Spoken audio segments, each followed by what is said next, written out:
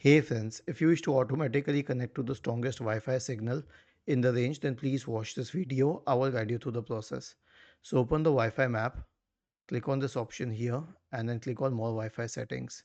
Okay, so I want you to know that the option to connect to the strongest Wi-Fi in the range is a natural one. It will always connect to the strongest Wi-Fi as far as you go to that Wi-Fi and make sure that this checkbox connect automatically when in range. This is checked. It should be checked.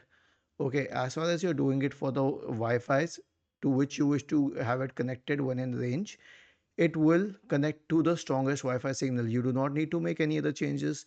Don't go with other solutions mentioned on other websites and channels like changing the roaming aggressiveness, etc., etc. Do not do that.